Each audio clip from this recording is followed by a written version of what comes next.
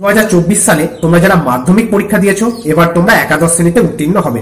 কিন্তু একাদশ শ্রেণীর সিলেবাস এবং পাঠ্যক্রমের ঘটেছে বিরাট পরিবর্তন। সেমিস্টার পদ্ধতি চালু হচ্ছে তোমাদের থেকে। কি এই সেমিস্টার পদ্ধতি, তোমাদের কোশ্চেন প্যাটার্ন কি, এই সম্পর্কে বিস্তারিত তথ্য আমি আগের ভিডিওতে আলোচনা করে দিয়েছি। প্রত্যেক সাবজেক্টের সিলেবাসও আমি পিডিএফ আকারে দিয়ে দিয়েছি, তোমরা সেখান থেকে ডাউনলোড করে নিও। যারা ভিডিওগুলো দেখোনি ভিডিওগুলো কিন্তু দেখে নিও। আজকে আলোচনা করব সব থেকে মূল্যবান যে প্রশ্ন তোমাদের মনে, বইপত্র কবে তোমরা হাতে পাবে।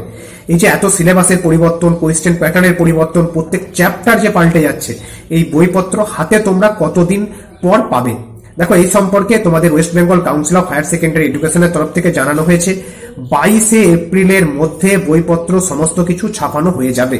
অর্থাৎ 22শে এপ্রিল তোমাদের বইপত্র কিন্তু পাবলিশড হবে। তাহলে তোমরা হাতে বইপত্র কবে পাবে?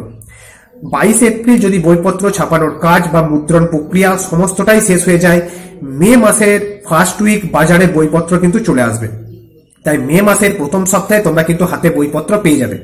তার আগে তোমাদেরকে স্থির করে নিতে হবে কে কোন সাবজেক্ট নিয়ে পড়বে, সেই সাবজেক্টের বইপত্রগুলো একটু ঘাটাঘাটি করবে, বুঝতে পেরেছো?